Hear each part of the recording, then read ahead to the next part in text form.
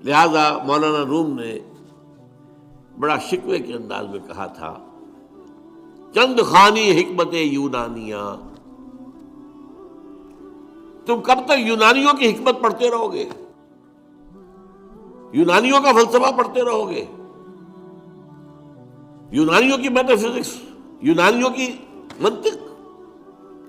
چند خوانی حکمت یونانیہ، حکمت قرآنیہ راہم میں خاں۔ کبھی ذرا قرآن مجید میں جو حکمت دی گئی ہے، جو فلسفہ دیا گیا ہے، جو حقائق بیان کیے گئے، کبھی ان پر توجہ کرو۔ اللہ تعالیٰ توفیق دے۔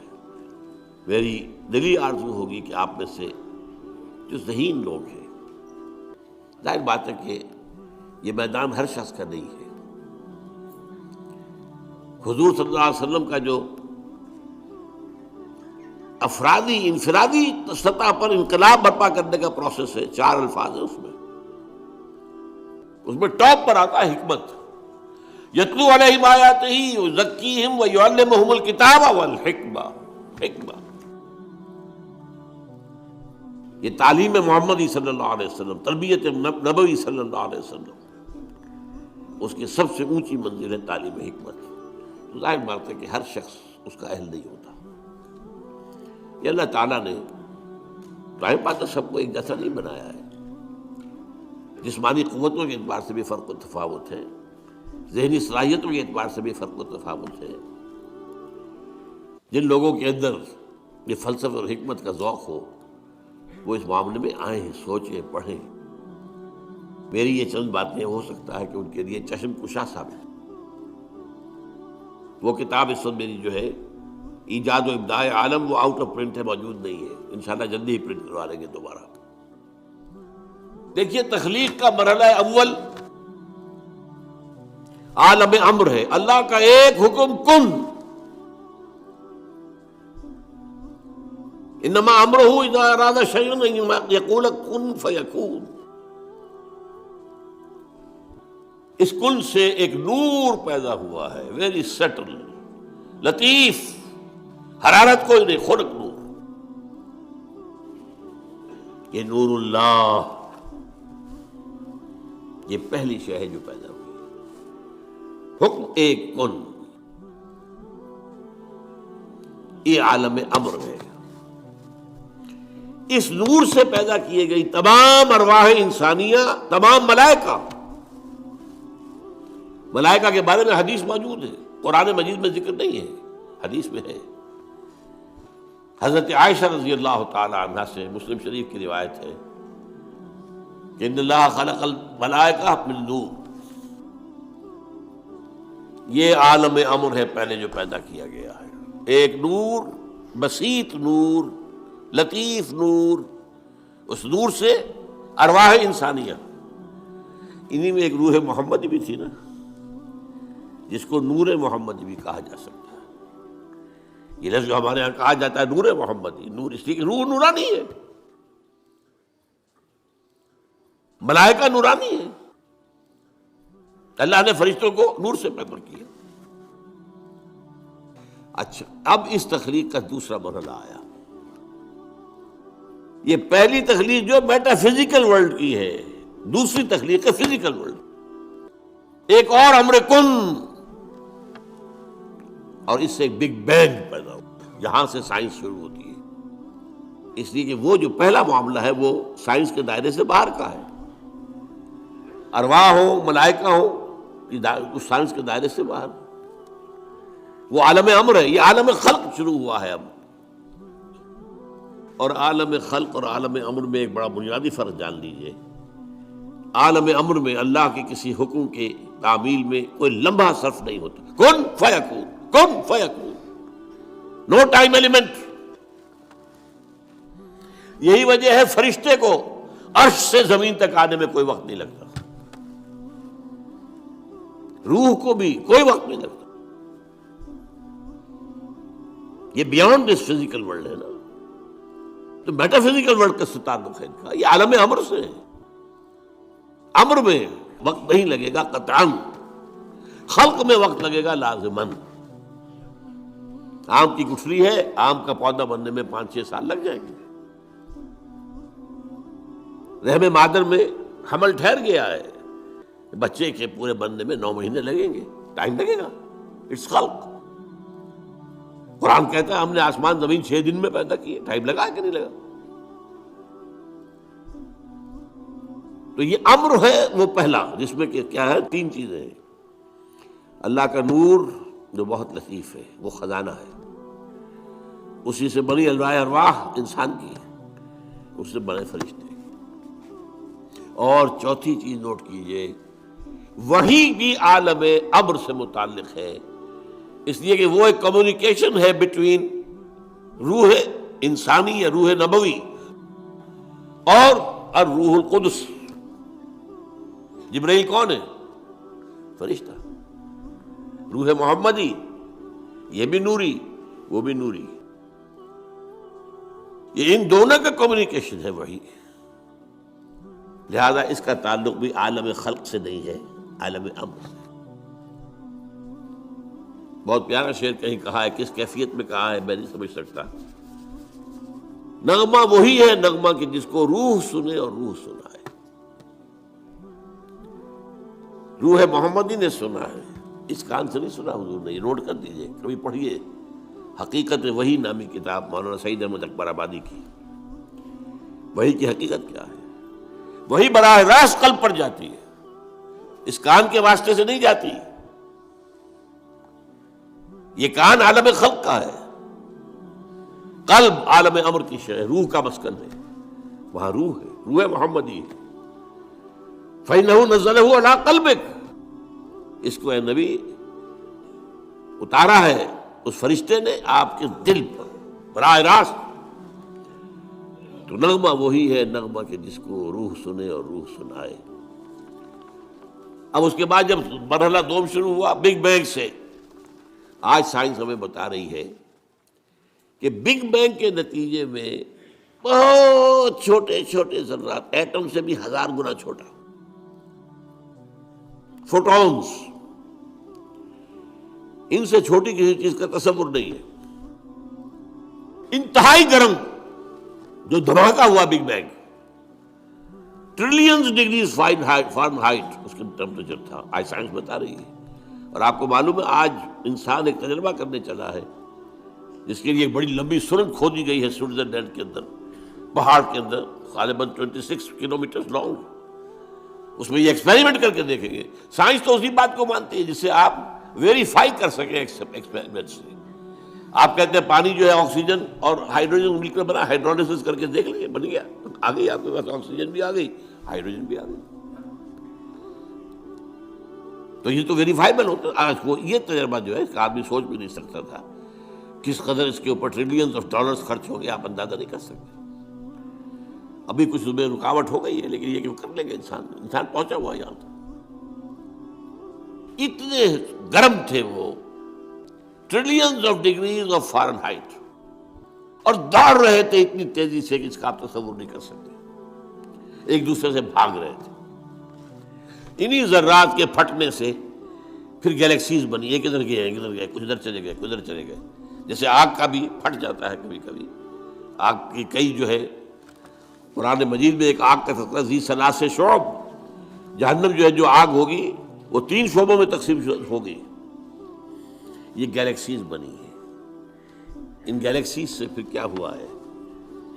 سب سے پہلے فوٹونز سے نیوٹرونز، پروٹونز، الیکٹرونز بنے، ایٹم بن گیا، ایٹم کے جمع ہونے سے ایک خاص ترتیب سے مولیکیول بن گیا، مولیکیولز اور کمپلیکس ہوتے چلے گئے، اور خاص طور پر جو کاربن کا ایک ہے جو اس کا مین بن گیا، تو پھر یہ ان آرگینک سے آرگینک بن گئے۔ یہ ایک طرف ارتقاء ہو رہا ہے یا تنزل ہو رہا ہے، جو بھی آپ اسے کہیں۔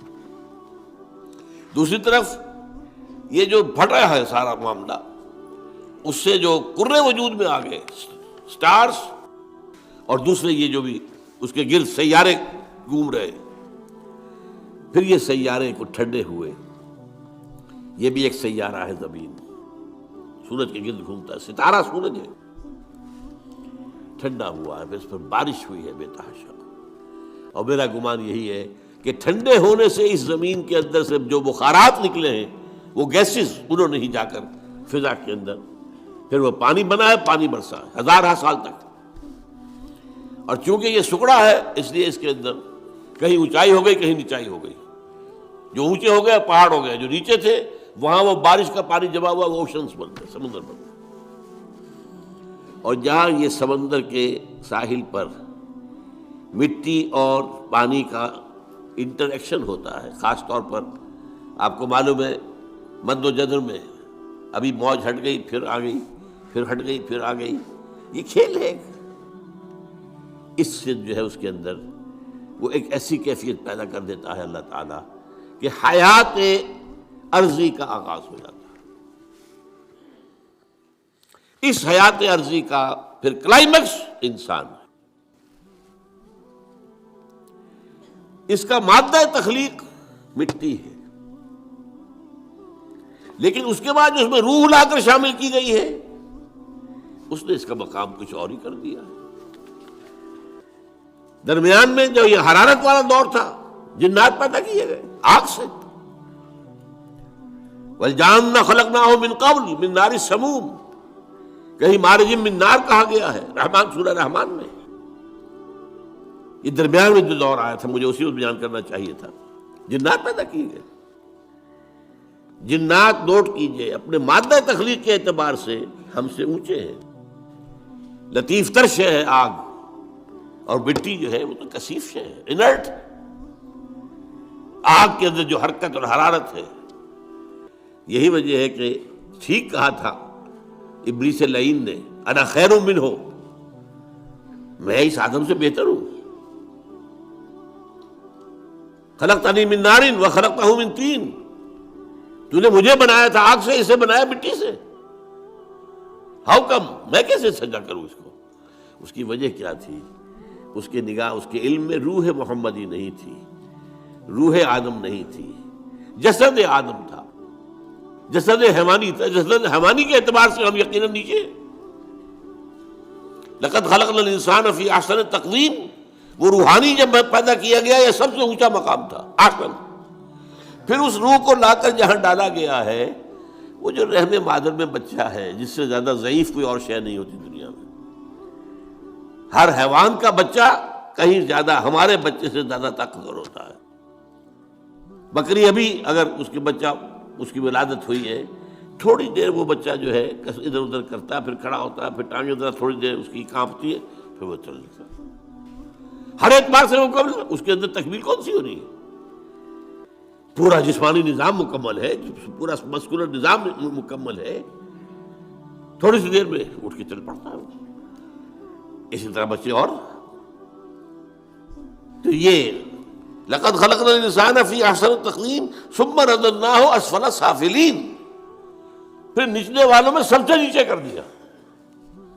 اول تو یہ کہ چونکہ مادہ تخلیق مٹی ہے تو نیچے ہو گیا خود بخود، اور ضعیفی کے اعتبار سے یہ سب سے نیچے چلا گیا۔ الا الذین آمنوا وعملوا الصالحات، سوائے ان کے کہ جو نیک عمل کریں اور ایمان لائیں، ان کے لیے پھر یہ ہے کہ وہی بلند مقام اپنا وہ حاصل کر لیں گے، دوبارہ وہیں پہنچ جائیں گے۔ والتین والزیتون وطور سینین وہذا البلد الامین لقد خلقنا الانسان فی احسن تقویم ثم رددناہ اسفل سافلین الا الذین آمنوا وعملوا الصالحات فلہم اجر غیر ممنون۔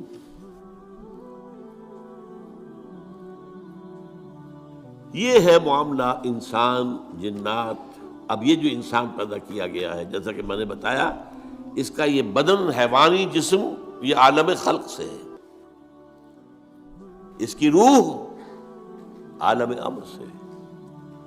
یہ دو عالم جمع ہو گئے، جبکہ اللہ کے ہاتھ میں الا لہ الخلق والامر، دیکھو خلق اور امر دونوں اللہ کے ہاتھ میں ہے، اللہ کے قبضہ قدرت میں، الا لہ الخلق والامر۔ باقی فرشتے صرف عالم امر کی شے ہے، جنات صرف عالم خلق کی شے ہے، باقی یہ پوری کائنات صرف عالم خلق کی شے ہے۔ انسان میں عالم امر اور عالم خلق جمع ہے۔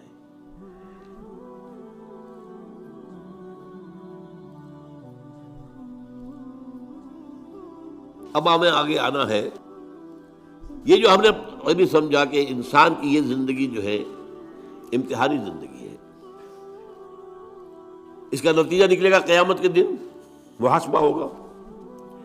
اب یہاں دیکھنے کی ضرورت یہ ہے کہ امتحان ہوتا ہے کچھ پڑھا کر سکھا کر. 1 سال تک آپ کو پڑھایا کہ اب امتحان دیجئے، کامیاب ہوں گے تو اگلے سال میں جائیں گے، ورنہ اسی میں پڑھے رہیں گے. کبھی یہ کچھ چیز دے کر بھی آزماتے ہیں. آپ اپنے بچے کو کبھی 100 کا نوٹ دے کر دیکھیے کیا کرتا ہے وہ. اس سے آپ کو اس کے رجحانات کا اندازہ ہو جائے گا. ہو سکتا ہے وہ دوڑ کر جائے کتابوں کی دکان پر، کوئی رسالے کو کتابیں لے کر آئے. ہو سکتا ہے دوڑ جائے کوئی جو کھلونے لے آئے. یہ بھی ہو سکتا ہے کہ کھانے پینے کا کچھ سامان لے آئے.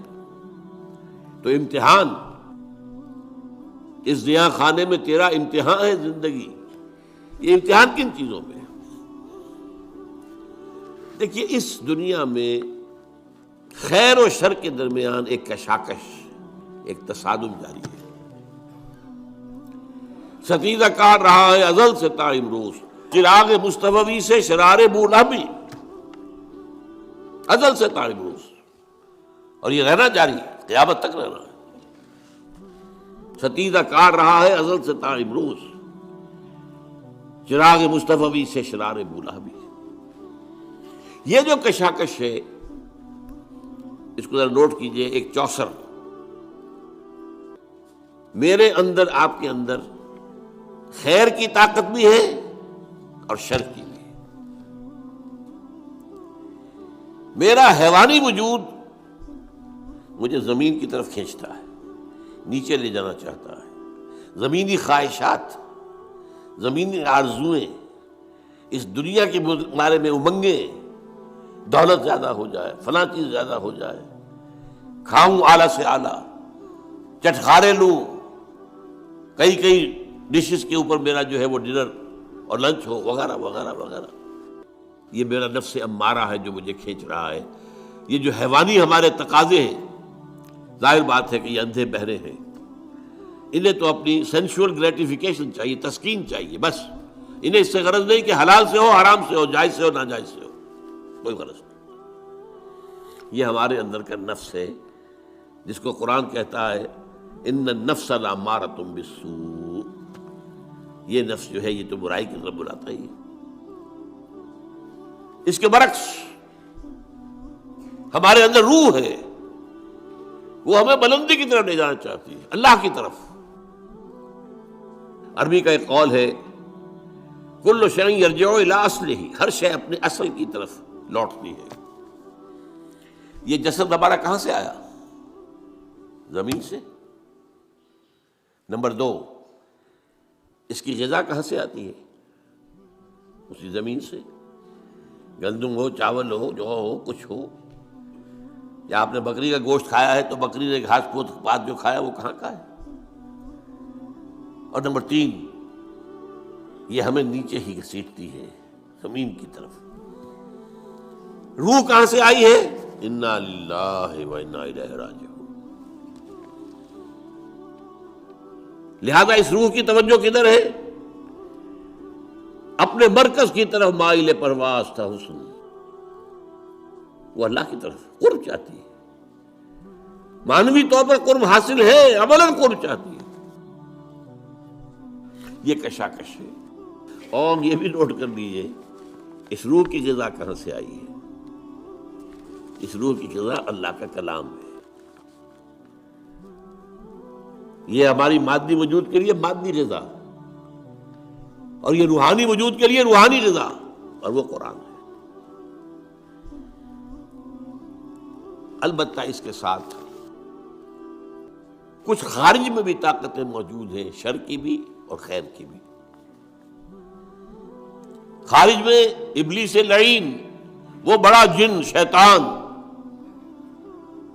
جس کو جب اللہ تعالیٰ نے رادہ درگاہ کر دیا تو اس نے ڈٹ کر اعلان کیا کہ اللہ میں ثابت کر دوں گا، مجھے مہلت دے دے، مجھے قیامت تک کے لیے زندگی دے دے میری، میں ثابت کر دوں گا کہ آدم اس قابل نہیں تھا جو تو نے پاس کو دیا، اور اس کی میں وہ ذریت کو تباہ کر کے چھوڑوں گا، برباد کر کے چھوڑوں گا، گمراہ کر کے چھوڑوں گا. وَلَن تَجِدَ أَكْثَرَهُمْ شَاكِرِينَ، اور دیکھ لو اللہ وقت آئے گا تو دیکھے گا کہ اس کے جو اولاد ہے اس کی اکثریت تیرے شکر گزار بندے نہیں ہوں گے۔ یہ چیلنج اس نے ابلیس نے دیا تھا، وہ اس کے اوپر ڈٹا ہوا ہے، اس کی ضروریت لشکر شیطانوں کے جنات میں سے یہ غیر مرئی ہے، نظر نہیں آتے ہمیں۔ انہو یراکم من حیث لا ترونہم، وہ تو تمہیں وہاں سے تاکتے ہیں دیکھتے ہیں، تم نہیں دیکھتے ہو، غیر مرئی ہے۔ اور چونکہ لطیف مادہ ہے، لطیف ہے، آگ سے بنا ہے نا، لطیف ہے۔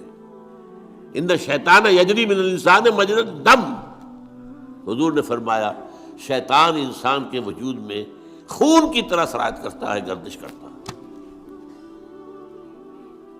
اور اس کے ساتھ ہی نوٹ کر دیجئے، ابلیس کے جو چیلے ہو جاتے ہیں انسانوں میں سے، وہ بھی اس کی پارٹی بن جاتے ہیں، حزب الشیطان۔ قرآن مجید میں سورہ مجادلہ میں ذکر ہے۔ اور آج جان لیجئے دنیا میں انسانوں میں شر کی سب سے بڑی قوت، ذہانت فطانت اس پر ختم ہے، سازش کی صلاحیت اس پر ختم ہے، اور وہ ہے سب سے بڑے ایجنٹ اس وقت ابلیس لعین کے دنیا میں، اور وہ ہے یہودی۔ ان کی طرف جو رسول اللہ نے بھیجے تھے حضرت عیسیٰ، جب ان کے جان کے درپے ہو گئے، قتل کرنے پر تل گئے، یہاں تک کہ اپنے بس پڑتے تو سولی پر چڑھوا دیا۔ یہ دوسری بات ہے اللہ نے کیا کیا، وہ ایک علیحدہ مسئلہ ہے۔ اللہ نے انہیں آسمان پر اٹھایا، اور ایک اور شخص جو ہے جس کے بارے میں گمان یہی ہے، اور صحیح ہے یہ گمان، کہ جس شخص نے ان کے حواریین میں سے دھوکہ دے کر گرفتار کروایا تھا، اسی کی شکل بنا دی گئی حضرت مسیح کی، ولیکن شبہ لہم، اس کے اندر جو ہے شبیہ پیدا کر دی گئی حضرت عیسیٰ علیہ السلام کی، اور وہ سولی چڑھنا چاہیے تھا اسے، وہ تو it deserved it۔ لیکن بہرحال وہ چونکہ یہودی طے کر کے اور اپنے بس پڑتے چڑھا دیا انہوں نے سولی پر، اس وقت سے وہ اللہ تعالیٰ کے ہاں سے مغضوب علیہم، ملعون، مردود، یہ قرار پا چکے۔ اور اس کے بعد سے میں نے جیسے کہ کہا نہایت ذہین قوم، قرآن میں ایک جگہ آیا ہے اخترناہ علی علم عندنا، ہم نے اپنے علم کی بنیاد پر چنا تھا انہیں۔ دو جگہ قرآن مجید میں سورہ بقرہ ہی میں ہے، 6 رکوع کی پہلی آیت اور 15 رکوع کی پہلی آیت، یا بنی اسرائیل اذکروا نعمتی التی انعمت علیکم وانی فضلتکم علی العالمین، میں نے تمہیں تمام جہانوں پر فضیلت دی تھی۔ لیکن اللہ کا قانون کیا ہے، جس قوم کی طرف رسول بھیجا جائے، اگر وہ قوم بحیثیت مجموعی اس کا انکار کر دے اور اس کی جان کے درپے ہو جائے تو اس پر عذاب آتا رہا ہے، آخری عذاب، ہلاکت والا عذاب، عذاب استیصال، جیسے کہ حضرت ابراہیم، حضرت نوح علیہ السلام کی قوم غرق کی گئی، حضرت موسیٰ کے دور میں جو فرعون اور اس کا لاؤ لشکر غرق کیے گئے۔ اسی طریقے سے آپ کو معلوم ہے قوم ہود اور قوم صالح اور قوم شعیب، یہی ان کا انجام ہونا تھا، لیکن اللہ کی حکمت کچھ اور ہے، وہ ایک علیحدہ ایشو ہے۔ ان کو ابھی اس سزا سے بچا کر، لیکن دنیا میں ضربت علیہم الذلۃ والمسکنۃ وباؤوا بغضب من اللہ، اور ان کو مردود اور ملعون اور مغضوب علیہ بنا دیا گیا۔ یہ ہے اس وقت دنیا میں ابلیس کے سب سے بڑے چیلے چاٹے، اور جیسا کہ میں نے عرض کیا ہے ان کی صلاحیت مسلم ہے۔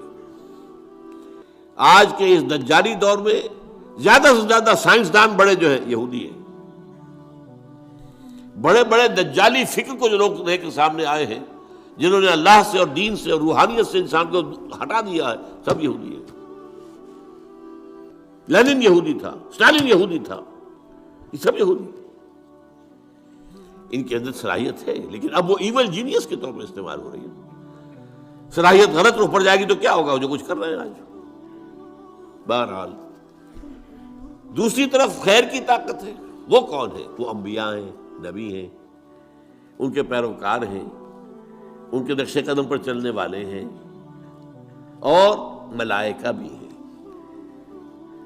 جیسے نہ دیکھے والوں میں داعیان شر ابلیس اور شیاطین جن، اسی طرح نہ دیکھے جانے والوں میں داعی خیر ملائکہ۔ قرآن مجید میں آیا ہے، ہم نے فرشتوں کو حکم دیا ان ثبتوا الذین آمنوا، جاؤ یہ غزوہ بدر جو ہو رہا ہے اہل ایمان کے قدموں کو مضبوط کر دو، جما دو، قائم کر دو۔ انہوں نے آ کر بدر بھی کی ہے، آئے غزوہ بدر میں کوئی شک نہیں کہ فرشتے آئے، اللہ نے وعدہ جو کیا تھا پورا کیا۔ غزوہ احد میں بھی آئے ہیں، اللہ نے وعدہ کر دیا تھا، اپنا پورا کیا ہے۔ وَلَقَدْ صَدَقَكُمُ اللَّهُ وَعْدَهُ إِذْ تَحُسُّونَهُمْ بِإِذْنِهِ، اللہ نے اپنا وعدہ پورا کر دیا تھا جب تم انہیں اپنے دشمنوں کو گاجر مولی کی طرح کاٹ رہے تھے۔ حَتَّىٰ إِذَا فَشِلْتُمْ وَتَنَازَعْتُمْ فِي الْأَمْرِ، لیکن جب تم ڈھیلے پڑے تم نے اور امر کے معاملے میں آپس میں جھگڑا کیا، حضور کے حکم کی خلاف ورزی کی، پھر اللہ نے پاسا پلٹ دیا۔ تو جو نوٹ کیجئے خیر اور شر، میرے اندر بھی ایک بہت بڑا میدان کارزار ہے خیر و شر کا۔ میرا نفس ہے جو مجھے نیچے کھینچ رہا ہے، زمینی خواہشات، سینشول گریٹیفیکیشنز۔ ایک میری روح ہے جو مجھے اوپر لے جانا چاہتی ہے، اللہ کے ساتھ مجھے جوڑنا چاہتی ہے، اللہ کے ساتھ تعلق قائم کرنا چاہتی ہے، یہ ہے میرے اندر۔ اور یہاں میں برصغیر تذکرہ عرض کر دوں کہ میں فرائیڈ کا اس معنی میں بہت قائل ہوں۔ فرائیڈ نے بھی 3 لیولز متعین کیے ہیں انسان کی معنوی شخصیت۔ دیکھیے ایک شخصیت میری ظاہری ہے، یہ چہرہ ہے، یہ ہاتھ ہے، پاؤں ہے، اس سے ہماری اناٹمی بحث کرے گی۔ یہ اناٹمی کے بعد جو ہے ہمارے اعضاء کے مختلف کیا وظائف ہیں، کیا کام اس نے کرنا ہے، کیا اس نے کرنا ہے، دل کا کام کیا ہے اور جگر کا، یہ فزیولوجی بحث کرے گی۔ لیکن ہماری معنوی شخصیت ایک اندر ہے، اس سے کون بحث کرتا ہے؟ سائیکالوجی۔ اس سائیکالوجی میں حالانکہ انتہائی یوں سمجھیے کہ غلط رخ پر انسان کو لے گیا ہے فرائیڈ، بہت غلط رخ پر، لیکن کم سے کم ایک ایکویٹی آف ویژن جو ہے، معاہدے کی گہرائی، اس کے بارے میں میں قائل ہوں۔ اس نے بھی 3 لیول معین کیے انسان میں معنوی طور پر۔ نیچے کیا ہے؟ اڈ یا لیبیڈو، یہ وہ اینیمل انسٹنکٹس ہے جو انسان کو نیچے کھینچتے ہیں۔ اس سے اوپر ایگو، خودی۔ تیسرا سپر ایگو۔ سپر ایگو اس نے معین کیا ہے کہ یہ اصل میں ہر معاشرے کے اندر کچھ معیارات ہوتے ہیں، ان معیارات جو ہے وہ ہانٹ کرتے ہیں انسان کو، یہ کام نہیں کرنا، یہ بھائی لوگوں کو اچھا نہیں لگتا ہے، لہذا یہ ایک سپر ایگو ہے جو ایگو کے اوپر اثر ڈالتی ہے۔ پھر ایگو اگر چاہتی ہے تو پھر وہ اپنے پورے وجود حیوانی کو کنٹرول کرتی ہے۔ اور یہ بھی ہے کہ every upper level controls, there is a restraint from the upper level to at the lower level۔ یہ ایگو اڈ اور لبیڈو کو کھینچ کر رکھتی ہے، سپر ایگو اس کو کھینچ کر رکھتی ہے۔ قرآن کے نزدیک یہ 3 لیولز کیا ہیں؟ لطیفہ نفس، وہ ٹھیک ہے، بالکل وہی ہے جو فرائیڈ کہہ رہا ہے، کوئی شک نہیں، کوئی اختلاف نہیں۔ لطیفہ نفس، لطیفہ قلب وہ اس سے اوپر ہے، لطیفہ روح سب سے اوپر ہے۔ یہ 3 روح اوپر مجھے کھینچنا چاہ رہی ہے، اور یہ میرا جسم اور میرا مادی وجود مجھے نیچے کھینچ رہا ہے۔ کعبہ میرے پیچھے ہے، کلیسا میرے آگے، ایمان مجھے روکے ہے تو کھینچے ہے مجھے کفر۔ کعبہ میرے پیچھے ہے، کلیسا میرے آگے، اسی کشمکش میں ہماری زندگی گزرتی ہے۔ اور دیکھیے قلب کا معاملہ کیا ہے، یہ جو جسمانی قلب ہے ہمارے اندر، اس کو بھی چین نہیں ہے، ہر وقت حرکت میں ہے، ہر وقت، اور بدل رہا ہے، سکڑ رہا ہے، پھیل رہا ہے، سکڑ رہا ہے، پھیل رہا ہے، سکڑ رہا ہے، پھیل رہا ہے۔ اسی طریقے سے یہ مانوی قلب جو ہے، اس کا بھی کبھی رخ ہو جاتا ہے روح کی طرف تو پورا وجود روحانی ہو جاتا ہے، اس لیے کہ قلب حاکم ہے، مبدأ ارادہ قلب ہے۔ جب یہ روح کی طرف رخ ہو جائے، آئینہ ہے جیسے کہ آئینہ ادھر ہو گیا تو وہ سارا ریفلیکٹ کرے گا، روح کے جو اثرات ہیں، انوار و برکات، وہ پورے وجود پر چھا جائیں گے۔ اور اگر قلب کا رخ ہو گیا ہے نفس امارہ کی طرف تو پوری انسانی شخصیت حیوانیت، بلکہ ہو سکتا ہے بربریت، اس کے اوپر ہوتا ہے۔ یہ ہے قلب، ادھر یا ادھر۔ اسی لیے اس سے اوپر جو شے ہے وہ اللہ تعالیٰ کا ایک حکم اور اس کی مشیت ہوتی ہے۔ حضور نے فرمایا ہے کہ تمام انسانوں کے دل اللہ کی 2 انگلیوں کے مابین ہیں، وہ جدھر چاہتا ہے پھیر دیتا ہے۔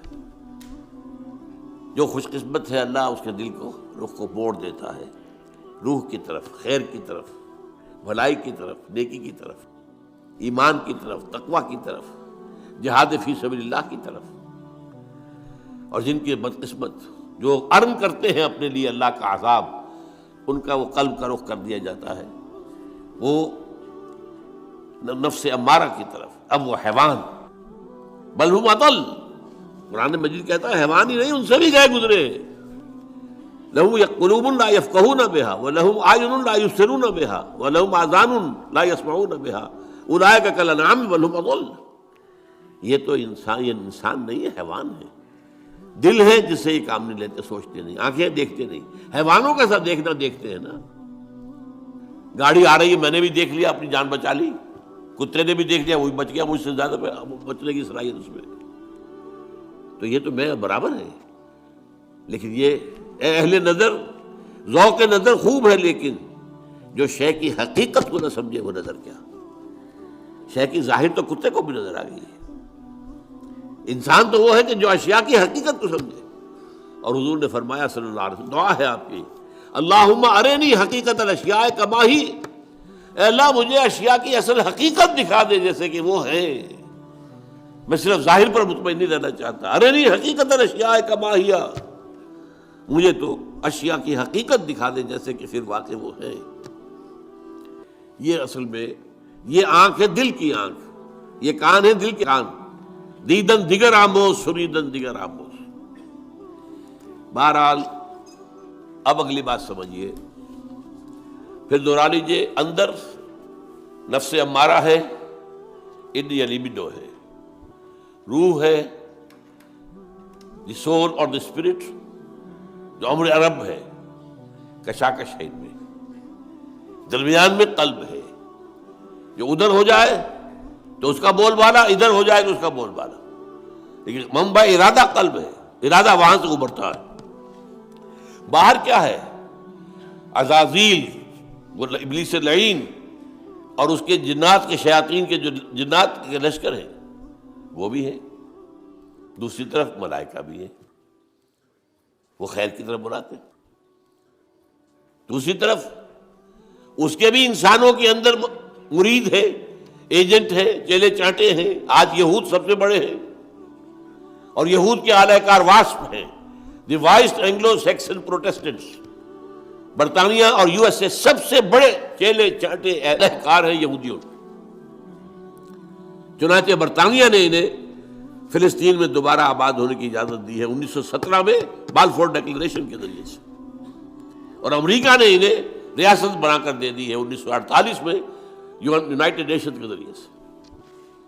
لیکن دوسری طرف انبیاء کے پیروکار بھی ہیں، جو انبیاء کے نقش قدم پر چلتے ہوئے لوگوں کو خیر کی طرف بلاتے ہیں، بھلائی کی دعوت دیتے ہیں۔ یہ مرئی ہے، جیسے یہودی نظر آ رہے ہیں مرئی ہے جو شیطان کا لشکر ہے، ایسے انبیاء کے پیروکار، ان کے نقش قدم پر چلنے والے، نصیحت کرنے والے، خیر کی طرف بلانے والے موجود ہیں۔ اب ایک بات، یہ داعیان شر یا داعیان خیر جو خارج میں ہے، ان میں سے کسی کو انسان پر اختیار حاصل نہیں ہے۔ وہ دعوت دے سکتے ہیں، وہ بہلا پھسلا کر، سمجھا کر، اچھے دائی ہیں وہ تبلیغ کے ذریعے سے، تلقین کے ذریعے سے، نصیحت کے ذریعے سے، تعلیم کے ذریعے سے۔ جو برائی کی طرف بلانے والے ہیں وہ تحریض سے، ترغیب سے دنیا کو مزین کر کے دکھا دیں گے۔ لَأُزَيِّنَنَّ لَهُمْ فِي الْأَرْضِ، یہ شیطان نے کہا تھا اللہ تعالیٰ سے، سورہ ہجر میں ہے، میں پوری زمین ان کے لیے مزین کر دوں گا۔ یہ اسی زمین کی دنیا اور دنیا کی زندگی ہی کے عاشق بن جائیں گے۔ اسی لیے کہا سورہ کہف کے اندر، اِنَّا جَعَلْنَا مَا عَلَى الْأَرْضِ زِينَةً لَهَا لِنَبْلُوَهُمْ أَيُّهُمْ أَحْسَنُ عَمَلًا، ہم نے زمین کے اوپر جو کچھ ہے اسے اس کا سنگھار بنا دیا ہے، حسن، خوبی، یہ زیورات ہیں زمین کے، انسان اسی کے حسن کا مطالعہ ہو کر رہ گیا، ہمیں بھول گیا۔ یہ سب ہم نے کیوں کیا تھا؟ انا جعلنا ما علی الارض زینۃ لہا لنبلوہم ایہم احسن عملا۔ رخ روشن کے آگے شمع رکھ کر وہ یہ کہتے ہیں ادھر جاتا ہے دیکھیں یا ادھر پروانہ آتا ہے۔ امتحان تو یہی تھا، ہماری طرف آتا ہے یا دنیا کی طرف جاتا ہے۔ یہ اصل میں وہ امتحان ہے۔ لیکن جیسا کہ میں نے کہا، کسی ابلیس کو بھی یہ اختیار نہیں ہے کہ آپ کو زبردستی غلط راستے پر لے جائے۔ وہ آپ کے سامنے دنیا کو خوشنما بنا دے گا، بدی کو خوشنما بنا کر پیش کرے گا، نیکی کی شکل دے دے گا، اس کے لیے بڑے اچھے الفاظ استعمال کر دے گا۔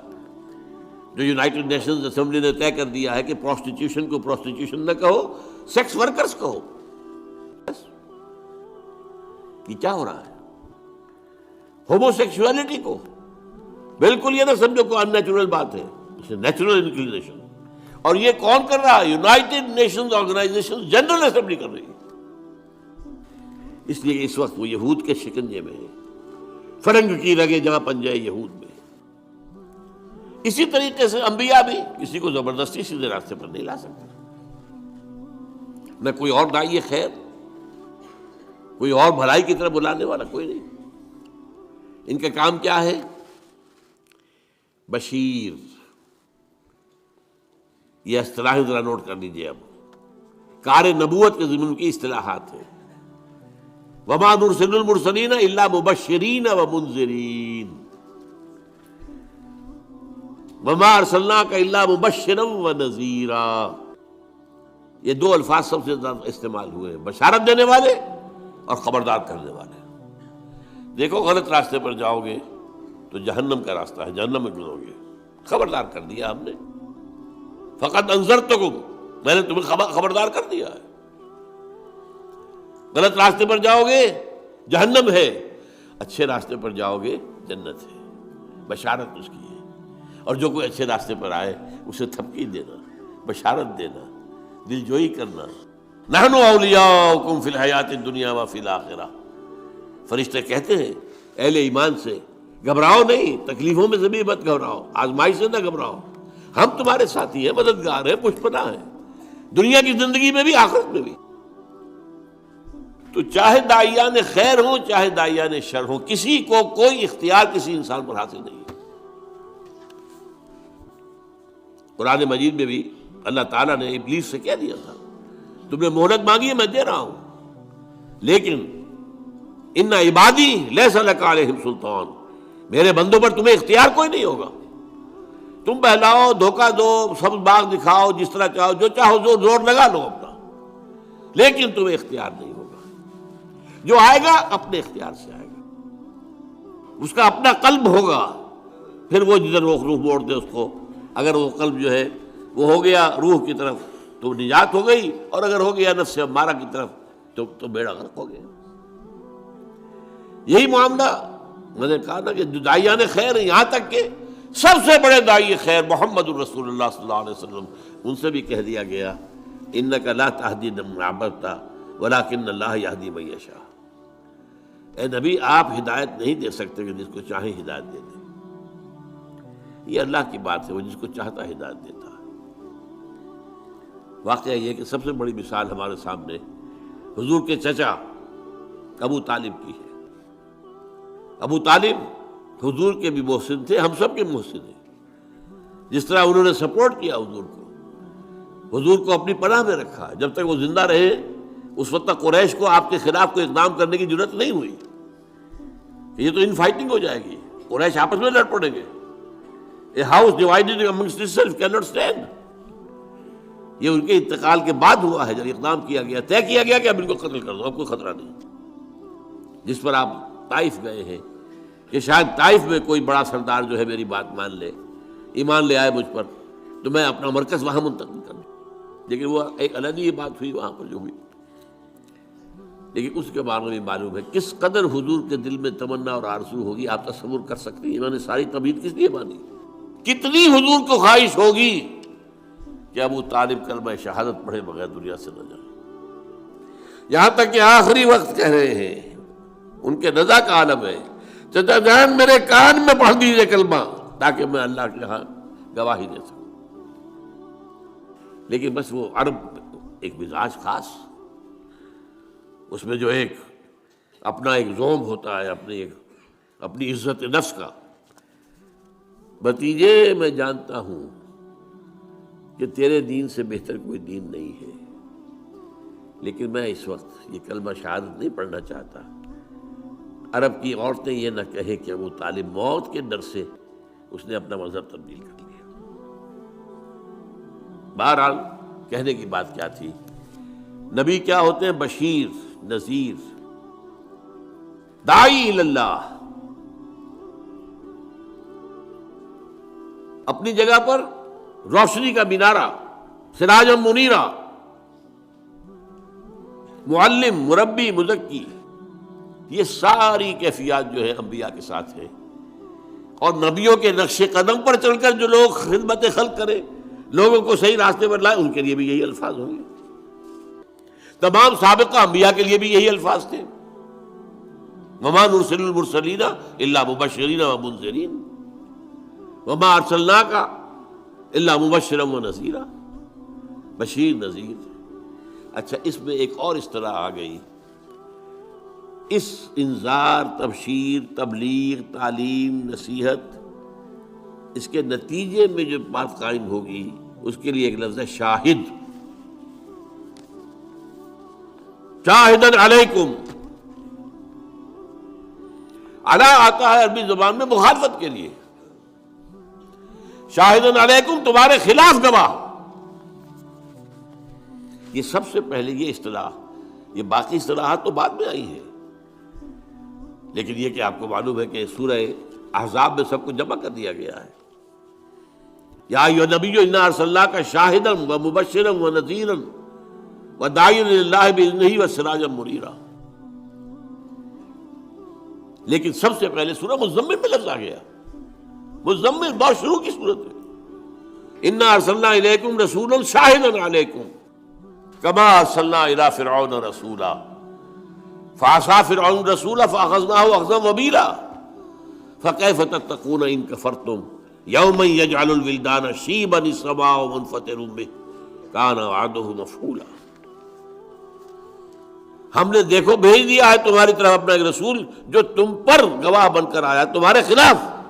یہ خلاف کا لفظ کیوں آیا یہاں پر نوٹ کیجئے. شہید کے معنی ہے گواہ، بلکہ لفظی معنی اصل میں کیا ہے؟ جو شخص موجود ہو، شاہد. غائب، شاہد، شاہد و غائب،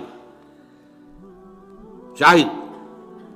لیکن اس کے پھر دو معنی اس میں اضافی طور پر پیدا ہوئے.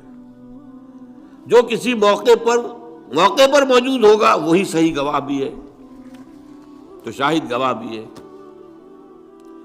جو کوئی موقع پر ہوگا وہ آپ کی مدد بھی کر سکتا ہے، ورنہ آپ کا چاہے گہرا ہی دوست ہے، وہ آپ وہ ہے ہی نہیں تو کیا مدد کرے گا، تو اس سے مددگار بھی ہو گیا. لَكَفَىٰ بِاللَّهِ شَهِيدًا، اللہ کافی ہے آپ کی مدد کے لیے. اب شہادت گواہی کے معنی میں آتا ہے تو اس کے دو رخ ہیں. ہر مقدمے میں ایک مدعی ہے، ایک مدعا علیہ ہے. اگر آپ کی گواہی مدعی کے حق میں جا رہی ہے تو اس کے لیے لام آئے گا، شہدہ لہو، اس کے حق میں گواہی دی. اور اگر اس کے خلاف جا رہی ہے تو شہدہ علیہ. یہ لام اور علا کا جو فرق ہے اس کو اچھی طرح ایک اور حدیث کے حوالے سے یاد کر لیجئے. حضور نے فرمایا القرآن حجت لک او علیک. یہ قرآن یا تو حجت ہے تمہارے حق میں یا تمہارے خلاف. اسے اپنے حق میں حجت بنانا ہے تو اس کے اوپر عمل کرو، اس کو پڑھو، اس کو سمجھو، اسے اپنا امام بناؤ، اس کی پیروی کرو، تب یہ تمہارے حق میں گواہی دے. اللہ یہ مجھے پڑھتا تھا، مجھ پر غور کرتا تھا، مجھ پر عمل کرتا تھا، میری تبلیغ کرتا تھا. اے اللہ اس نے تو اپنے آپ کو وقف کر دیا تھا تعلیم و تعلم قرآن کے لیے، قرآن کے سمجھنے اور سمجھانے کے لیے. تو لہو، یہ قرآن آپ کے حق میں گواہی بنے گا. جیسا کہ ایک حدیث میں آتا ہے کہ رمضان مبارک میں اگر آپ نے راتوں کو وقت جاگ کر قرآن مجید کو پڑھا ہے اور دن میں آپ نے روزے رکھے ہیں، حضور نے فرمایا الصیام والقرآن یشفعان للعبد. روزہ اور قرآن بندے کے حق میں گواہی دیں گے، شفاعت کریں گے. یقول الصیام روزہ یہ کہے گا منعتہ الطعام بالنہار، اے اللہ تیرے اس بندے کو میں نے روکے رکھا کھانے سے، فشفعنی فیہ، تو میری شفاعت قبول فرما اس کے حق میں۔ ویقول القرآن منعتہ النوم باللیل، میں نے اسے رات کو سونے سے روکے رکھا، فشفعنی فیہ، تو میری شفاعت اس کے حق میں قبول فرما۔ فیشفعان، حضور نے فرمایا دونوں کی شفاعت قبول ہوگی۔ تو القرآن حجت لک او علیک، اسی طرح علی جب ہے، یہ اصل میں قرآن مجید کی اہم اصطلاح تک ہم پہنچ گئے ہیں، اور یہ ہمارا آج کا آخری موضوع ہے۔ کار رسالت کے لیے قرآن کی اصطلاح ہے شہادت علی الناس۔ وہ کیوں ہے؟ دیکھیے، ایک محاسبہ جو آخرت میں ہونا ہے، اگر کوئی نبی نہ آتا، کوئی رسول نہ آتا، تب بھی محاسبہ تو ہونا تھا۔ کیوں؟ ہم نے تمہیں سمع و بصر دیا تھا کہ نہیں؟ عقل دی تھی کہ نہیں؟ تمہارے نفس کے اندر بھی نیکی اور بدی کی پہچان ودیت کی تھی کہ نہیں؟ ان باتوں پر تو حساب دو۔ تم ہم سے عہد کر کے گئے تھے کہ نہیں؟ الستو بربکم قالوا بلی۔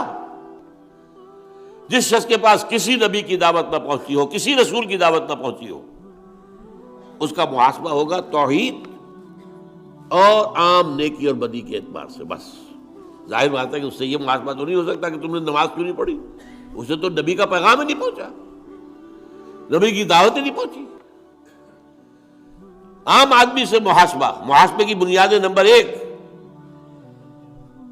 لقد خلقنا الانسان من نطفۃ امشاج نبتلیہ فجعلناہ سمیعا بصیرا، ہم نے انسان کو ملے جلے نطفے سے پیدا کیا تاکہ اسے آزمائیں، تو ہم نے اسے سماعت دی، بصارت دی، اس سے آگے بڑھ کر عقل دی، فؤاد دیے۔ ان السمع والبصر والفؤاد کل اولئک کان عنہ مسئولا، ان سب کے بارے میں محاسبہ ہوگا۔ پھر تمہارے اندر ونفس وما سواها فالہمها فجورها وتقواها، یہ جو ہمارا نفس ہے، سب سے نچلا جو ہے حصہ، یہ بھی انسانی نفس جو ہے وہ عام حیوانی نفس کی طرح نہیں ہے۔ انسانی نفس کے اندر نیکی اور بدی کا شعور پیدا کر دیا گیا ہے۔ ہر انسان جانتا ہے بنیادی طور پر کہ جھوٹ بولنا برا ہے، سچ بولنا اچھا ہے۔ کون نہیں جانتا؟ یہ بیسک موریلٹی ہے۔ اس لیے قرآن نیکیوں کو کہتا ہے معروف، جو لوگوں کے نزدیک پہچان والی شے ہے، پہچان میں آتی ہے، اچھی شے ہے۔ اور منکر وہ جس سے کہ انسان کی طبیعت ابا کرے، نفرت کرے، وہ منکر ہے، اس لیے کہ فطرت انسان میں موجود ہے۔ وَنَفْسٍ وَمَا سَوَّاهَا فَأَلْهَمَهَا فُجُورَهَا وَتَقْوَاهَا، پھر تمہارے اندر ہماری وہ روح تھی موجود، اس روح کے اندر اللہ کی معرفت بھی موجود ہے، ڈورمنٹ ہے، سوئی ہوئی ہے، اللہ کی محبت بھی ہے، خوابیدہ ہے۔ اس کو بیدار کرنے کے لیے اللہ تعالیٰ کی طرف سے جو کلام ربانی کی بارش اس پر ہوتی ہے، جب غذا ملتی ہے روح کو کلام ربانی کی، تو پھر اس کے اندر کی صلاحیتیں ابھرتی ہیں۔ ان چیزوں کی بنیاد پر محاسبہ آخرت ہوگا، لیکن اللہ تعالیٰ نے اس میں اتمام کیا ہے، تکمیل کی ہے، اتمام حجت کیا ہے، قطع عذر کیا ہے شہادت کے ذریعے سے۔ وہ کیا ہے؟ نبیوں کے بھیجنے کا سلسلہ، کتابوں کے بھیجنے کا سلسلہ، وحی کے بھیجنے کا سلسلہ۔ نبی خیر کی دعوت دیتے رہیں گے، بدی سے روکتے رہیں گے، خیر کو اجاگر کریں گے، بدی کی بھی پہچان اور بڑھا دیں گے تمہارے اندر۔ یہ کام گویا کہ امتحان آسان ہو گیا، یہ میڈ ایزی والی سیریز سمجھیے۔ نہ آتی نبوت تب بھی امتحان تھا، خلق الموت والحیات لیبلوکم ایکم احسن عملا۔ اور ہو سکتا ہے کہ کوئی انسان، بہت انسان ایسے دنیا میں رہے ہوں جن کے پاس کسی نبی اور کسی رسول کا پیغام پہنچا ہی نہ ہو، تو ان کا بھی محاسبہ تو ہوگا۔ وہ جو انہیں سمع و بصر کی صلاحیت دی، عقل و خرد کی صلاحیت دی، نیکی بدی کی پہچان دی، روح کے اندر اپنی معرفت رکھی، روح کے اندر اپنی محبت رکھی، ان 5 چیزوں کی بنیاد پر every human being is responsible accountable on the day of judgment. لیکن جب نبی آ گئے، ان کے اندر مکمل انسانیت کی ایک سیرت اور صورت بھی نظر آ گئی، اس اخلاق کا پیکر، اس سیرت و کردار کا مجسمہ بھی سب سامنے آ گیا، وحی کی دعوت بھی سامنے آ گئی۔ اس نے جو ہے روح کے اندر جو چیزیں چھپی ہوئی دبی ہوئی تھی انہیں اجاگر کیا. اس سے گویا کہ اب دو کام ہو گئے. یہاں حق کو پہچاننا آسان، حق پر چلنا آسان، لیکن آخرت میں یہی نبی کھڑے ہوں گے، رسول کھڑے ہوں گے، گواہی دیں گے اے اللہ ہم نے ان تک تیرا پیغام پہنچا دیا تھا. Now they are responsible, they are accountable. یہ جواب دہ ہیں. اب یہ نہیں کہہ سکتے کہ انہیں پیغام پہنچا ہی نہیں. دیکھیے اس بات کو سمجھیے، اگر کسی ایسی شے پر مواخذہ کیا جائے جس کے ان تک بات پہنچی ہی نہیں ہو تو وہ تو حجت ہو جائے گی لوگوں کے پاس. اللہ کیسے، ہمیں تو یہ بات پہنچائی نہیں گئی، ہاؤ کم؟ آج ہم سے جواب طلبی کیسے ہو رہی ہے؟ بلکہ اس میں آگے بڑھ کر میں بات بتا رہا ہوں. دیکھیے حضور کا جو آخری خطبہ تھا، خطبہ حجۃ الوداع، اس کے اختتام پر آپ نے اپنی دعوت کے جو اہم نکات تھے ان کو خوب کھول کر دوبارہ آخری مرتبہ بیان کیا. اور مجمع تھا 1.25 لاکھ کا. جسٹ امیجن، اس وقت آج سے 1400 برس پہلے 1.25 لاکھ. اور حضور ایک لفظ 3 مرتبہ بول رہے تھے. لاؤڈ اسپیکر تو تھا نہیں. کچھ لوگ ادھر کھڑے ہیں، اس سے آگے لوگ کھڑے، تو آپ نے ادھر رک کر کے کہا، اس نے آگے بولا، اس نے اس سے آگے بولا، تو 1 لاکھ تک پہنچایا. اس طریقے سے 3 دفعہ. پھر سامنے آپ نے رک کر کے وہی بات کہی، پھر بائیں طرف رک کر کے وہی بات کہی.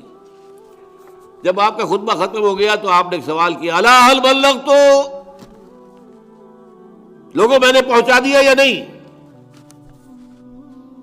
اور حیرت ہوتی ہے کہ اس کے جواب میں صحابہ نے 4 باتیں کہی.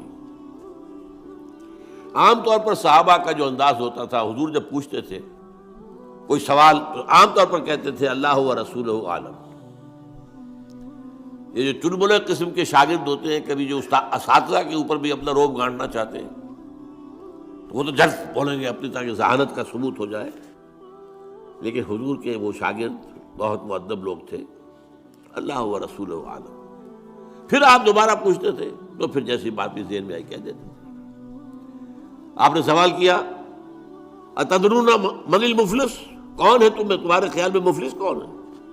اللہ و رسولہ عالم. آپ نے پھر دوبارہ پوچھا، پھر بتایا المفلس عندنا من لا درہم لہ ولا دینار. مفلس تو ہم اسی کو سمجھتے ہیں جس کے پاس درہم نہیں، دینار نہیں. پھر آپ نے اپنی بات بتائی، وہ میں اس وقت نہیں بیان کر رہا. تو میں یہ کہہ رہا تھا کہ عام طور پر صحابہ کا جواب ہوتا تھا اللہ و رسولہ عالم. یہاں وہ بھی سمجھ گئے تھے کہ یہ حضور یہ کیوں پوچھ رہے. ایک رسپانسبلٹی تھی جو آئی تھی، جس کو سورہ مزمل میں کہا تھا انا سنلقی علیک قولا ثقیلا، ہم آپ پر ایک بڑا بھاری بوجھ ڈالنے والے. وہ کندھوں پر آیا تھا، جس کے لیے تنبیہ بھی آ گئی سورہ مائدہ میں، یا ایھا الرسول بلغ ما انزل الیک من ربک وَإِن لَّمْ تَفْعَلْ فَمَا بَلَّغْتَ رِسَالَتَهُ. اے رسول پہنچا دو جو کچھ بھی نازل ہوا ہے آپ پر آپ کے رب کی طرف سے، اور اگر ایسا نہ کیا تو رسالت کا حق ادا نہیں ہوگا. آپ دیکھتے ہیں قرآن مجید میں وہ آیات بھی ہم پڑھتے ہیں جن میں بظاہر حضور سے کچھ اظہار ناراضگی اللہ نے کیا ہے، اظہار خفگی کیا ہے، یا کسی چیز پر روکا ہے ٹوکا. میں زیادہ سخت لفظ نہیں بولنا چاہتا، حالانکہ الفاظ بڑے سخت ہیں. یا ایھا النبی لم تحرم ما احل اللہ لک تبتغی مرضات ازواجک. اے نبی کیوں حرام ٹھہرا رہے ہو اپنے اوپر وہ شے جو اللہ نے حلال کی ہے اپنی بیویوں کی رضا جوئی کے لیے؟ کتنی سخت بات ہے. عبس وتولی ان جاءہ الاعمی وما یدریک لعلہ یزکیٰ. ایک پیر صاحب ہیں ملتان کے، انہوں نے مجھے باقاعدہ پیغام بھیجا کہ آپ جب یہ آیتیں پڑھا کریں ترجمہ نہ کیا کریں. میں حیران ہوا کہ قرآن مجید کی آیات ہیں، جب ہمیں پڑھنے کے حکم ہے ہم تو اس میں سے کسی چیز کو نہیں، آیات پڑھ دیا کریں ترجمہ نہ کیا کریں، اس لیے کہ اس میں حضور کی توہین آتی ہے. تو میں سمجھتا ہوں کہ جتنا بھی آدمی ادب سے بات کر سکے، لیکن ہمیں یہ قرآن مجید جیسا کہ حضور نے پہنچا دیا ہمیں، تو ہم اس میں سے کوئی کمی بیشی کرنے والے کون ہیں؟ عبداللہ ابن ام مکتوم رضی اللہ تعالی عنہ اندھے تھے، وہ حضور کی خدمت میں حاضر ہوئے. اس وقت حضور کے پاس سرداران قریش کی ایک جماعت جمع تھی، گفتگو ہو رہی تھی.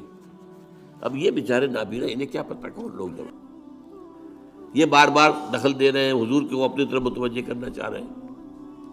حضور کو ناگوار گزرا، آپ کے ماتھے پر بل پڑ گئے، عبس وتولی، اس نے تیوری چڑھا لی، ماتھے پر بل پڑ گئے، انجاہ الاعمی، اس لیے کہ اس کے پاس ایک اندھا آیا تھا، ومات یدریک لعلہ یزکیٰ، تمہیں کیا پتا شاید کہ وہ تزکیہ اختیار کرتا، اور یذکر فتنفعہ الذکریٰ، یا اسے نصیحت مل جاتی آپ کی گفتگو سے اور وہ نصیحت اسے مفید ہوتی۔ اما من استغنیٰ فانت لہ تصدیٰ، جو استغنا کرتے ہیں، ابا کرتے ہیں، پیٹھ موڑتے ہیں، آپ ان کے پیچھے لگے ہوئے، ان کے پیچھے پڑے ہوئے۔ وما علیک اللہ یزکیٰ، اگر وہ نہیں تزکیہ اختیار کر رہے تو آپ پر کوئی الزام نہیں ہے۔ وَأَمَّا مَنْ جَاءَكَ يَسْعَىٰ وَهُوَ يَخْشَىٰ فَأَنْتَ عَنْهُ تَلَهَّىٰ، اور جو آیا ہے چل کر وہ تو چاہتا تزکیہ حاصل کرنا، ان کی طرف سے آپ عدم توجہ فرما رہے ہیں۔ یہ بھی ہمیں پہنچا دیا کہ نہیں، بلغ ما انزل الیک من ربک وَإِن لَّم تَفْعَلْ فَمَا بَلَّغْتَ رِسَالَتَهُ۔ اب یہ جو بوجھ تھا اس کی ذمہ داری کا، حضور کو معاملہ معلوم تھا، اس لیے کہ سورہ اعراف میں یہ آیت آ چکی تھی، نوٹ کیجئے، آیت نمبر 6 ہے، فَلَنَسْأَلَنَّ الَّذِينَ أُرْسِلَ إِلَيْهِمْ وَلَنَسْأَلَنَّ الْمُرْسَلِينَ، ہم لازماً پوچھ کر رہیں گے ان سے بھی جن کی طرف رسولوں کو بھیجا، اور ان سے بھی جنہیں رسول بنا کر بھیجا۔ تو آپ نے یہ جو کیا کیوں؟ الا هل بلغت انا نشهد انك بلغت رسالتا واديت الامانة وكشفت الغمة ونصحت الامة، 4 بات۔ حضور ہم گواہ ہیں، آپ نے حق رسالت ادا کر دیا، حق امانت ادا کر دیا، یہ قرآن آپ کے پاس امانت تھا، ہمارے لیے اللہ نے بھیجا تھا نا، آپ کے ذمہ تھا ہمیں پہنچانا، آپ نے پہنچا دیا۔ آپ نے ہماری خیر خواہی کا حق ادا کر دیا، اور آپ نے گمراہیوں کے بادل چھانٹ دیے۔ 3 مرتبہ سوال کیا آپ، الا هل بلغت انا نشهد انك قد بلغت الرسالة واديت الامانة ونصحت الامة وكشفت الغمة۔ پھر نگاہ اٹھائیے آسمان کی طرف، انگشت شہادت سے اشارہ کیا، اللہم اشہد، اللہم اشہد، اللہم اشہد، اے اللہ تو بھی گواہ ہے، میں نے اپنا حق ادا کر دیا۔ یہ مان رہے ہیں کہ میں نے پہنچا دیا، یہ گواہی دے رہے ہیں کہ میں نے پہنچا دیا۔ اب قیامت کے دن کیا ہوگا؟ ہر امت پر جب ایک کلیکٹیو قسم کی وہاں پر رسپانسبلٹی آئے گی، ایک تو ہے ہر شخص کا انفرادی حساب، کلہم آتی ہے یوم القیامت فردا، پہلے ایک اجتماعی فیصلہ بھی ہوگا۔ اس وقت جو ہے وہ ہر اس امت کا جو رسول ہے وہ کھڑے ہو کر ٹیسٹیفائی کرے گا، اے اللہ تیرا جو پیغام مجھ تک آیا تھا میں نے پہنچا دیا تھا، ناؤ دے آر رسپانسبل۔ یہ ہے وہ معاملہ جو قیامت میں ہوگا، اور سورہ نساء کی 41ویں آیت میں اس کا نقشہ کھینچا گیا ہے۔ اور روایت آتی ہے کہ حضور نے ایک مرتبہ عبداللہ ابن مسعود رضی اللہ تعالیٰ عنہ سے کہا کہ مجھے کچھ قرآن سناؤ۔ انہوں نے عرض کیا حضور آپ کو سناؤں گا، آپ پر تو نازل ہوا ہے قرآن۔ فرمایا نہیں، مجھے کچھ کسی دوسرے سے سن کر کچھ اور ہی لذت محسوس ہوتی ہے۔ تعمیل امر میں حضرت عبداللہ ابن مسعود نے سورہ نساء کی قرأت شروع کی۔ جب اس 41ویں آیت پر پہنچے تو حضور نے فرمایا حسبک حسبک، بس کرو بس کرو۔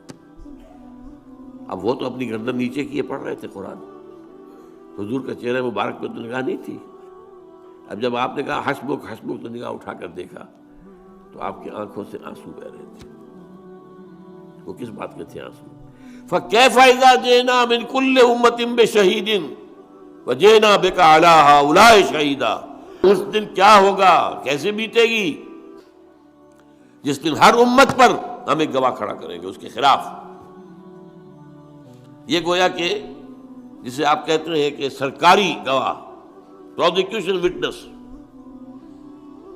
اور آپ کو لائیں گے ان کے خلاف گواہ بنا کر۔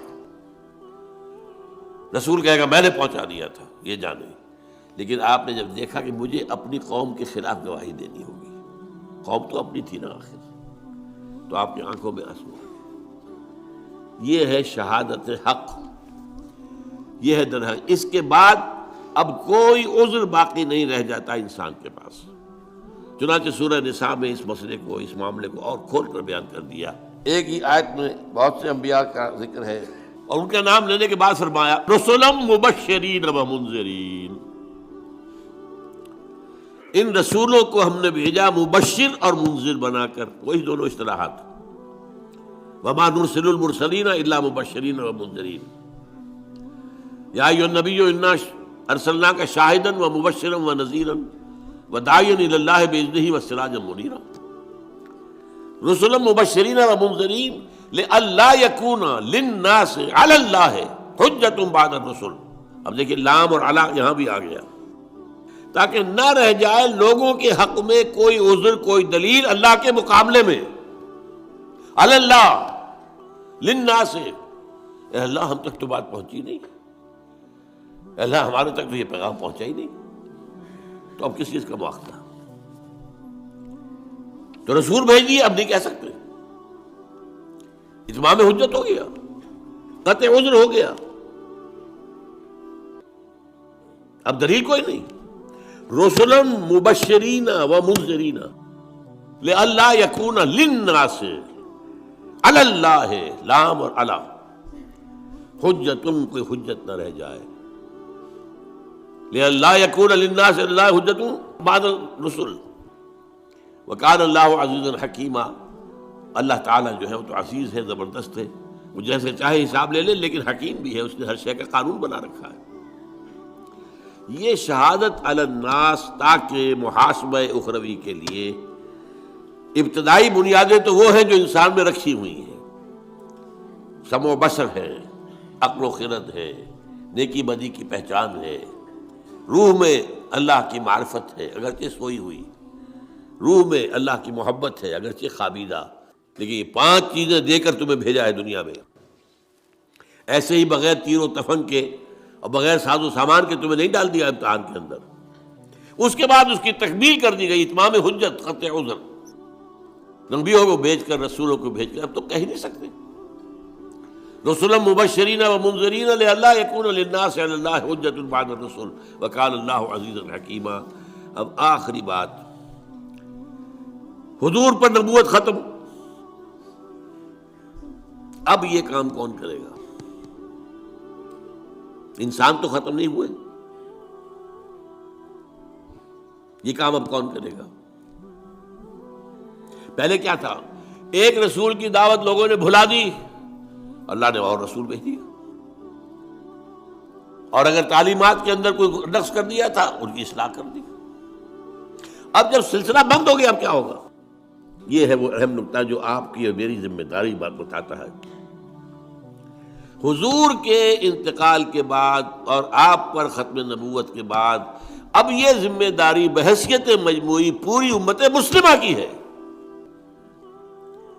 اب ہمارے کندھوں پر آ گیا وہ بوجھ جو حضور نے اپنا وہ کہہ کر گواہی لے کر الا حل بلغت، تو گواہی لے کر کندھے کا بوجھ جو تھا وہ اتر کر امت کے کندھے پر آ گیا۔ یہ مضمون قرآن میں 2 دفعہ آیا، سورہ حج کی آخری آیت ہے، اے مسلمانوں جاہدوا فی اللہ حق جہادہ، اور کس لیے یہ جہاد کرنا ہے تمہیں؟ لیکون الرسول شہیدا علیکم، تاکہ رسول تو گواہی دیں گے تمہارے خلاف، وتکونوا شہداء علی الناس، اور تمہیں بننا ہے گواہ لوگوں کے خلاف۔ یہ ہے تا قیام قیامت۔ میں کہا کرتا ہوں سمجھانے کے لیے، یہ امت کا فریضہ رسالت ہے۔ دیکھیے حضور کی زندگی میں بھی جہاں آپ خود تبلیغ کرتے تھے، صحابہ نہیں کرتے تھے۔ حضرت ابوبکر رضی اللہ تعالیٰ عنہ کی دعوت پر 10 مبشرہ میں سے 6 چوٹی کے صحابہ وہ حضرت ابوبکر کی دعوت پر ایمان لائے۔ تو دعوت دینے والے کون؟ ابو بکر، بٹ آن بہاف آف محمد صلی اللہ علیہ وسلم۔ یہ دعوت جو ہے تبلیغ حضور ہی کی جانب سے ہو رہی ہے بذریعہ ابو بکر رضی اللہ تعالی۔ اسی طرح ایک مرتبہ عید کے ایک اجتماع میں حضور نے حضرت عمر سے کہا کہ تم جا کر میری طرف سے فلاں فلاں باتیں خواتین کو بتا دو. آپ نے وہاں جا کر کہا انی رسول اللہ صلی اللہ علیہ وسلم، میں اللہ کے رسول کا رسول ہوں. یہاں پیغامبر کے معنی میں آیا، حضور کا پیغام پہنچانے آیا ہوں. انی رسول اللہ ہے. یہی لفظ حضور نے استعمال کیا معاذ بن جبل کے لیے رضی اللہ تعالیٰ عنہ. جب انہیں یمن کا گورنر بنا کر بھیج رہے تھے، وہ پوچھا کیا کرو گے، کوئی معاملہ پیش آئے کیسے طے کرو گے؟ کہا کہ میں پہلے قرآن میں دیکھوں گا، اگر قرآن میں وہ بات نہ ملے تو پھر میں آپ کی سنت اور حدیث میں دیکھوں گا، وہاں بھی نہ ملے تو کیا کروں، ثم اجتہد، پھر میں کوشش کروں گا اپنی سی کہ صحیح رائے تک پہنچ جاؤں، اجتہاد کروں گا. تو آپ نے پیٹھ تھپکی اور کہا اس اللہ کا شکر ہے کہ جس نے اللہ کے رسول کو صحیح بات تک پہنچا دیا. یعنی صحیح راستہ یہ پہلے قرآن دیکھو پھر حدیث دیکھو، دونوں میں نہ ہو تو پھر اجتہاد کرو. تو یہ کام جو ہے اب امت بحیثیت مجموعی اب رسالت کے اس سلسلے میں لنک کر دی گئی ہے. لِيَكُونَ الرَّسُولُ شَهِيدًا عَلَيْكُمْ وَتَكُونُوا شُهَدَاءَ عَلَى النَّاسِ. یہ تو سورہ حج کے اندر آیا ہے، اور سورہ بقرہ کے اندر کیا آیت آئی ہے؟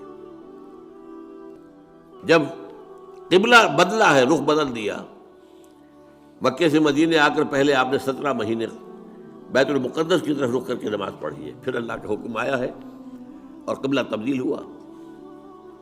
یہ بڑا ایک اہم واقعہ تھا جس پر بہت جہب گوئی بھی ہوئی، لوگوں نے مذاق بھی اڑائے. اچھے عجیب یہ رسول ہے، نبی ہے جن کا قبلہ ہی معین نہیں ہے، پہلے شمال تھا اب جنوب ہو گیا. خیر وہ ایک علیحدہ مسئلہ ہے، میں نے تفصیل سے بحث کی ہے. جو میرا منتخب نصاب کا درس نمبر 2 ہے آیا بر، اس کے تمہید کے طور پر میں نے اس مسئلے پر پوری گفتگو کی ہے.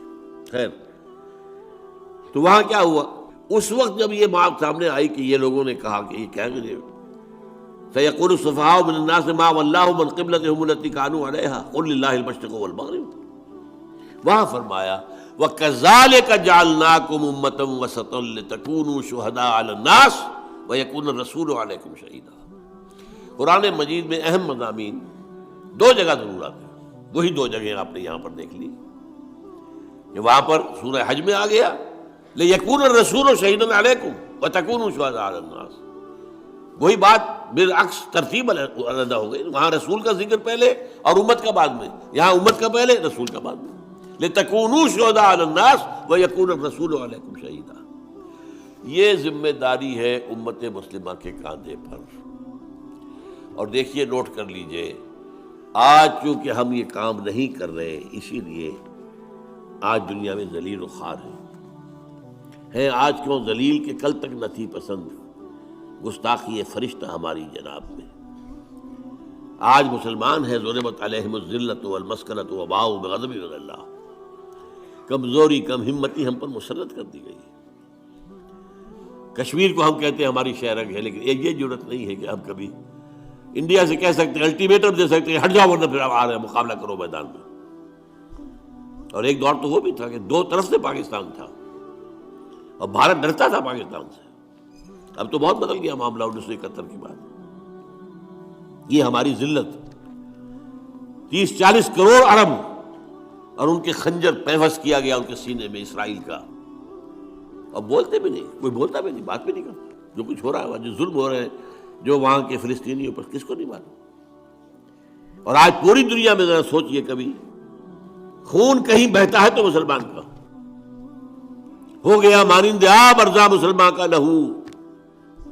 وہ چاہے صومالیہ تھا، وہ چچنیا تھا، کوسوو تھا، بوسنیا تھا اور فلپائنز تھا، یہاں تو ہو ہی رہا تھا. فلسطین اور کشمیر 60 سال سے، اور اب جو ہوا ہے 8 سال سے، جو افغانستان میں ہوا، جو عراق میں ہوا، اب جو ہو رہا ہے ہمارے، یہ ان کی جنگ ہے جو ہم لڑ رہے ہیں، ہم پر مسلط کر دی گئی ہے.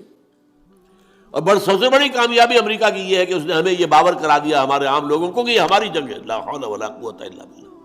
اندھا ہوگا کوئی شخص جو کہے گا کہ یہ ہماری جنگ ہے. ہماری جنگ تھی تو کہاں تھی پہلے؟ یہ افغانستان پر حملے سے پہلے امریکہ کی کہاں تھی یہ جنگ؟ اگر ہماری جنگ تھی تو ہم مدد مانگتے نا امریکہ سے. انہوں نے مدد مانگی تھی، یو آر ود اس اور اگینسٹ اس. بھائی کروسیڈ وہ شروع کر رہے تھے اور اس کا ثبوت موجود ہے. نکلنے والا فلاڈلفیا سے ایک رسالہ موجود ہے، ٹرمپٹ، دی فلاڈلفیا ٹرمپٹ. اس کے ایک مہینے پہلے کا جو شمارہ ہے 9/11 جو ہے وہ سن 2001 میں ہوا ہے، ستمبر میں. اگست کے شمارے میں اس کا جو ایڈیٹر ہے یہ وہی ہے جو ایونجلسٹ نیو کانز ہیں، یہ یہودیوں سے بڑھ کر پیروکار اور سپورٹرز. ان کے الفاظ میں نے بہت عام کیے ہیں. 2 کتابچے میرے ہیں جن کی پشت کے اوپر یہ عبارت اور تصویر میں نے پوری دے رکھی ہے، اور اندر اس کے جو ہے اس کا بیک گراؤنڈ. الفاظ سنیے.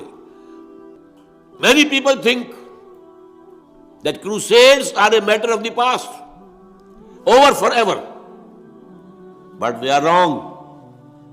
Preparations are being made. August 2001 جو لکھا گیا ہوگا جولائی 2001 میں. Preparations are being made for the last crusade, which will be the bloodiest of all. جتنی پہلی ہوئی ہے 250 برس تک جاری رہی تھی صلیبی جنگ. 10 دورے آئے اس میں، ایک آیا دوسرا گیا پھر آیا دوسرا آیا، کبھی ادھر کبھی ادھر. آپ کو معلوم ہے کہ کتنے طویل عرصے تک 88 برس تک یہ بیت المقدس پر قبضہ رہا یہودیوں کا. پھر لیا اس کو واپس صلاح الدین ایوبی نے، پھر تھوڑے عرصے کے بعد دوبارہ عیسائیوں نے لیا. یہ تو لمبی جنگ تھی 250 برس کی. لیکن اس 250 برس میں بھی اتنے آدمی نہیں مرے ہوں گے جتنے آج تک مر چکے ہیں افغانستان میں اور عراق میں خاص طور پر. یہ سب کیوں ہو رہا ہے؟ یہ اس لیے ہو رہا ہے کہ اللہ کے عذاب میں ہے. شہادت الناس کا تقاضا تھا کہ ہم دنیا میں اللہ کا دین قائم کر کے دکھاتے دنیا کو اور دعوت دیتے، come and see with your own eyes this is the دین of Allah. Come and see. اب تو کیا ہے، لوگ ہم سے کہتے ہیں اسلام کہاں ہے؟ وہ تو کتابوں میں لکھا ہوا ہے، کہیں ہے تو نہیں. ہاں مذہب ہے، نماز ہے، روزہ ہے، حج ہے، زکوٰۃ ہے، اس سے کسی کو کوئی تکلیف نہیں ہوتی. ان کا نظام انٹیکٹ رہے. انگریز کو کیا تکلیف تھی ہمارے نماز پڑھنے سے؟ کچھ بھی نہیں. امریکہ کو کیا تکلیف ہے؟ وہاں ہم گئے ہیں، لوگ گئے ہیں مسلمان، انہوں نے مسجدیں بنا لی ہیں، چرچ خریدے ہیں اور سینیگاگز خریدے ہیں اور انہوں نے مسجد بنا لیا ہے. انہوں نے نہیں روکا. مذہب سے کوئی جنگ ہی نہیں. ان کی جنگ ہے اسلامی نظام سے، خلافت، سیاسی نظام، معاشی نظام، سماجی نظام، تہذیبی نظام اسلام کا، وہ کسی صورت قابل قبول نہیں. آج وہ ہمارے اپنے اندر نہیں ہے. پوری دنیا میں سیکولرزم ہے، پوری دنیا میں بینکنگ ہے اور سود کی بنیاد پر سارا کاروبار چل رہا ہے. اور جو کچھ بے حیائی وغیرہ کا معاملہ ابھی ہمارے ہاں عالم اسلام میں کچھ کم تھا، جو تیزی کے ساتھ اب جو بڑھ رہا ہے معاملہ، معلوم ہوتا ہے کہ وہ کمی بھی ہم جلدی پوری کر دیں گے. یہ تو ہے تاریک اسپیکٹ. اور روشن یہ ہے کہ صحیح احادیث صدور کی موجود ہے. اس دنیا کے خاتمے سے قبل پورے روئے ارضی پر اللہ کا دین غالب آ کر رہے گا، جیسے کہ حضور نے اپنے دست مبارک سے غالب کیا تھا آج سے 1400 برس قبل. ہوگا. اور اشارے بھی ہیں عرب سے کسی مشرقی ملک کی طرف جو ہے اشارے ہیں. ہمارا کام یہ ہے کہ ہم اس کے لیے اپنا تن من دھن لگا دیں کہ ہمیں یہ کام کرنا ہے، ہر حال میں کرنا ہے. اللہ کے دین کو غالب کر کے اس کی ایک عملی شکل دنیا کو دکھانی ہے، تاکہ ہم شہادت علی الناس کا جو فریضہ حضور کے انتقال کے بعد اب ہم پر بحیثیت مجموعی آ گیا ہے اس کا حق ادا کر سکے. اقول قولی ھذا واستغفر اللہ لی ولکم ولسائر المسلمین والمسلمات.